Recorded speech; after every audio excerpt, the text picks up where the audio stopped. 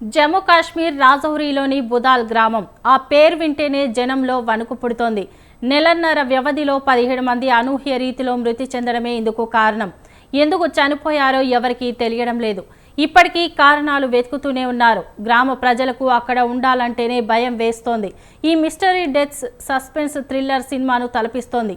11 మందితో కూడిన బృందం ఈ మిస్టరీ మరణాలపై దర్యాప్తు చేస్తోంది. తాజాగా హెల్త్ నిపుణులు చెబుతున్న దాని ప్రకారం మరణాలు న్యూరోటాక్సిన్ వల్ల జరుగుతున్నాయని అంటున్నారు.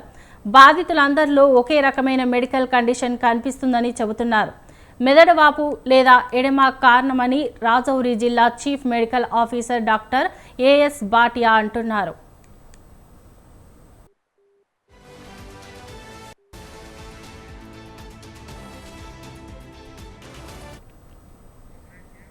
బాధితుల శాంపిల్స్లో ఎటువంటి బ్యాక్టీరియా, వైరస్ గుర్తించలేదని ఇప్పటికే కేంద్ర మంత్రి జితేంద్ర సింగ్ స్పష్టం చేశారు. వీటికి అంటువ్యాధి కారణం కాదని అన్నారు. కొన్ని విషపూరిత పదార్థాలను గుర్తించినట్టు వివరించారు. ఇతర కోణాలను కూడా వదలడం లేదని, ఏదైనా కుట్ర ఉందని తేలితే ఆ దిశగా చర్యలు తీసుకుంటామని కూడా అన్నారు.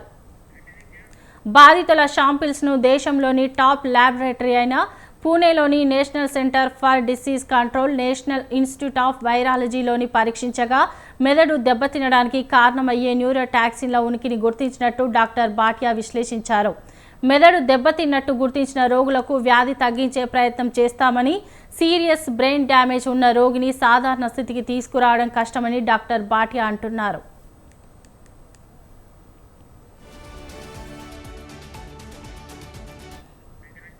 గత డిసెంబర్ ఆరంభం నుంచి రాజౌరి గ్రామం తెలియని అనారోగ్య పరిస్థితులతో పోరాడుతోంది.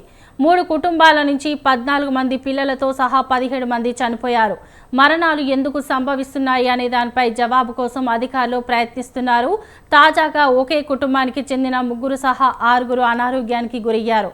వారిని రాజౌరిలోని జీఎంసీ ఐసోలేషన్లో ఉంచి చికిత్స అందిస్తున్నారు.